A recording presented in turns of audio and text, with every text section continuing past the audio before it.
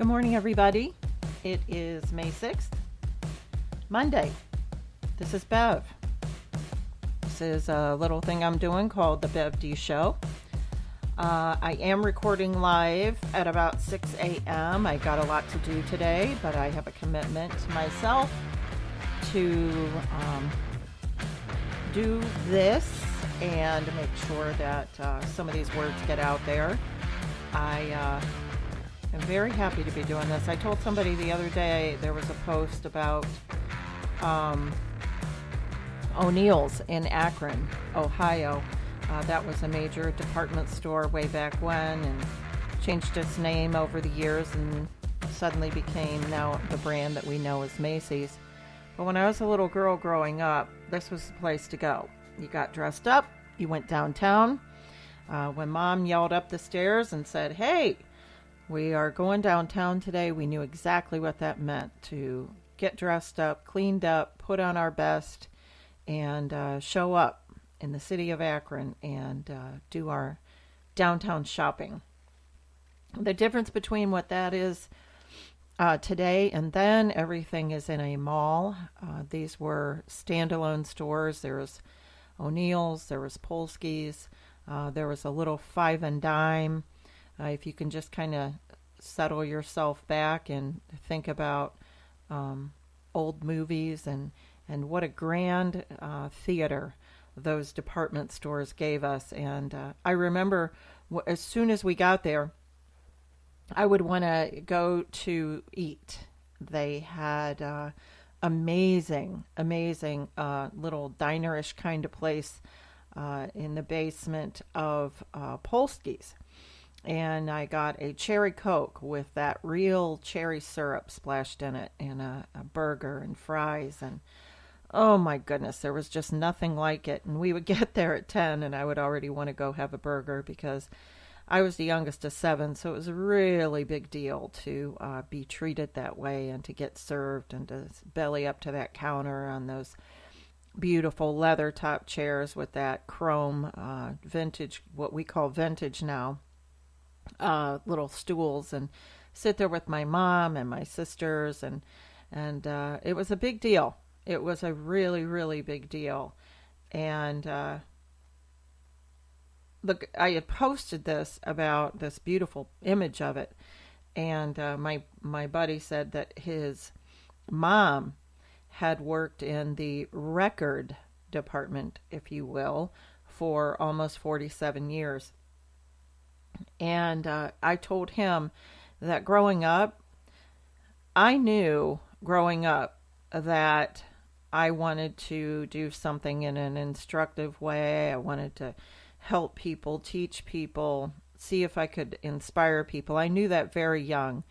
And the other thing that I wanted to do is I wanted a career selling records to people. I saw how music at a very young age could alter and change people, and myself included. And so it was the early 60s, and I was growing up with my teenage brothers and sisters, and music was just crazy important in our lives. And the little 45s and the LPs and the little record players that we had and the transistor radios, and it was just, it's in my soul. And so I thought that was a career. I mean, I think it still could be, although I don't know if you could make a living working retail selling records, but I certainly thought that was a good career choice, although I never sold a record in my life. I just got a text. Sorry about that, guys, but I'm not sorry. I like those kind of surprise texts. But I really and truly, music is so much to my soul. And you know, if I was driving home, talking about the weekend, I recorded early on Friday too, because that was the day of my daughter's graduation, and went to first Columbus to pick up my other daughter, and then we headed straight on to Cincinnati. So Akron, Columbus, and Cincinnati was the goal. And it was an amazing weekend. and it was filled with music. My daughter and I were listening to some of the songs from when she was growing up. My daughter Gina actually turned 25 yesterday, so as we were singing and car dancing to some of the songs that she grew up with, it suddenly is an oldie to her. And you realize how time is just crazy, just doing its thing, passing by, just like they said. That's what it's supposed to do. And but it was a great trip down there, a great weekend. Cincinnati is an amazing city, and we were there that night, and there was just all sorts of chaos going on. There was a baseball game. Of course, there was the graduations of the students, and it was just the weather ended up being perfect, and I just can't say enough about it. However, by the time I got home, we stayed up very late Friday night, if you want to call it, into the hours of Saturday morning. I get up at 4:30, so going to bed at 3:30, I was almost up 24 hours, and no nap. I mean, it just. So anyway, we did it. I survived it barely. When I got home Saturday, imagine this. After all that driving and everything, then I go to the store because I knew I needed some things for the house. And just pushing myself, and my eyes are just about ready to fall out of my head. And just pushing and get home, get my shower. I hurt. Every single fiber, skin, muscle on my body hurt. And it hurt because I walked a lot. I fractured my ankle early February, for those of you that don't know that. And so now I'm in the healing process. I've got this little bootlet kind of thing so that I don't roll my foot. And so, but it's still, oh my gosh, I'm just thinking about the pain I had on Saturday. Anyways, everything hurt. Big deal. So, but it was a strange hurt in my brain, like my eyes, I think my cheeks. We laughed a lot. I had a sore throat, everything. And all I needed was just sleep. And boy, did I. And then I woke up yesterday morning so refreshed. And I think that's awesome that sleeping can do that to you and that sort of thing. But I was thinking about, I've got a lot of lovely friends, and that we all have our kids and we share our lives and stuff on Facebook, which really is what Facebook, that's what way I think it really is to share puppies and kittens and kids. But I see everybody. We've got prom, we've got graduations, confirmations, all of these type of celebrations going on, and it's in May.